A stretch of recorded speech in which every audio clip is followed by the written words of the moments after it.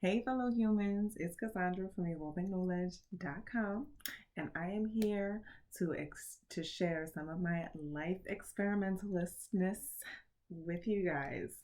So, the other day I had made a video where I did discuss, not allowing other people's energy to come into your fortress and allow them to become part of what you dictate in your sales pitch about yourself. I will add a link for that video in here.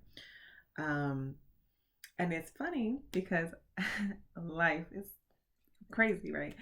Right after I posted that video, sometime after, maybe about an hour, your girl got tested. Okay, I got tested pretty hard, and I was brought with a situation where I was feeling so powerful. I was so abundant. Oh, I can't even explain how much I felt like I was radiating. And then of course the situation came about where it like felt like it was like trying to just like poke me all over like you're gonna deflate somewhere. And that brought me into the idea of saying the you don't know who I am. I get these all the time, okay? And I don't know if it's the Italian in me. I don't know if it's the aggression. Like my father was a very aggressive man. You did not want to know who he was when he was the you don't know who I am. Okay, it's a thing. Um, and it's funny because my whole life, like I've always kind of been like a feline. Even as a little child, before I had cats. My dad even called me kitten. Like everybody was always like, "Oh, you just act like a cat." And it's funny because when I get to that point, when somebody comes at me and you kind of, you do that little jaw trick, like, "Oh yeah," and I can feel like the hairs on my back, like my spine, like, like pricking up in the back of my spine. Like, and it is naturally a thing. Like, actually, most living creatures get it. Where the hairs raise on our skin. Literally, the hair does raise on our skin when we get to this point of, like, like aggression, when we feel like we need to defend or be offensive. Um, and so this also, because we're not necessarily having to go through the evolution of fight or flight in the ways that we once did, we now go into it in other ways where a lot of it now is just internalized. So yay, so now it's just kind of coming more at us than anything, instead of just like chopping everything's head off. And so now that I'm at a point where I'm trying to be more aware and more conscious of my behaviors and wanting to, like, when you've got good energy, like, you want to keep it. Like, who doesn't want to feel good all the time? I know I do. And when these situations occur, it can be the number one pinprick. Okay, like you can go from like 100 to one in an instant. Like for me, I'll be on my bubble of bliss, and then like flip a switch and I'm on straight attack mode and I'm coming for your throat. Nobody knows this better than my ex, and if you're watching it, you have permission to laugh because you really do know. But so during my journey, of course, if I don't try to find ways of growing, what are we doing, right? So I've dabbled around. First, of course, it always starts with being aware. So I'll start out, and number one thing I always try to go for is like, can I distract myself from it? I can like semi distract myself, but it only partially works. Like I always normally end up going back to it. Then a number one thing that I feel like myself and many other people will try to go to doing is talking about it. Yeah.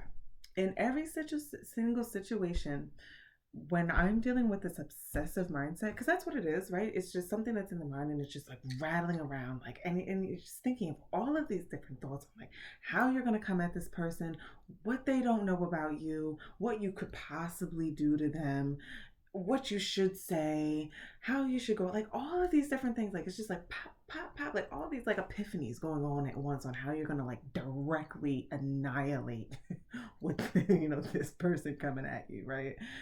And so when you talk to somebody, how is that gonna help? Because now you talk to one person. Again, let me you know what, let me just keep this on me. So I'll be talking to one person, okay, and it turns into this conversation, right?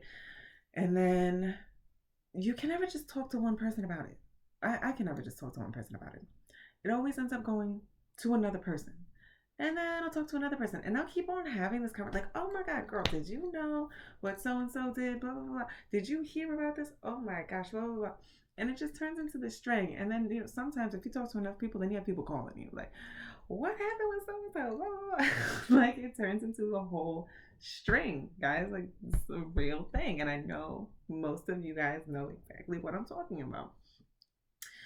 So, at the end of the day, by the time I get to that last conversation, like the last like three conversations, depending again on how many times I've talked to somebody about it, I am so tired.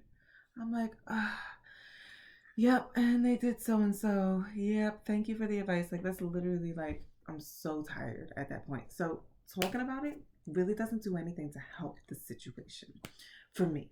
It actually just makes those obsessive thoughts worse, and it allows again that energy to really penetrate your fortress because you're focusing on it now and you're spreading it, and now you have all these other people's energy spreading it back to you too. Like it's like this give and take of this energy that you really don't want anything to do with. So no, talking about it is out. The one way that really seems to work for me very well is writing about it. So I will write out how I feel, my thoughts, all the things I want to say to that person, blah blah, everything that comes and like just get all the anger out. And then I sometimes just writing it will be fine, but then I will burn it. And I know I have shared this technique with you. If you haven't heard it, now you have. But what I learned last night is we have another option, and that is the power of transmutation. Okay, there's more alchemy than just having to be like the Full Metal Alchemist, guys. Alchemy is just, it is the power of transmutation. We can change the energy with like energy. So what did I do last night when I was frustrated? And when you mad, right? That energy is so amped up. Like it's like I'm ready to take on the world. I sat and I wrote out most of the stuff that I'm saying right now in this. So I used that energy productively to channel something that I feel passionate about so that I can use it productively along with my life goals. So I took that energy and transmuted it into something positive. And by the time I was done, I didn't even care. Like what was trying that I would have been obsessing over didn't even phase me anymore. Now, I will say I do have a part two to this because it does actually get a little bit deeper. But this is the main message of last night. And I know, guys, I'm going to work on shortening these videos again. I'm a little out of habit. So I know this is a little long. But as always, I'm sending you my absolute unconditional love your way.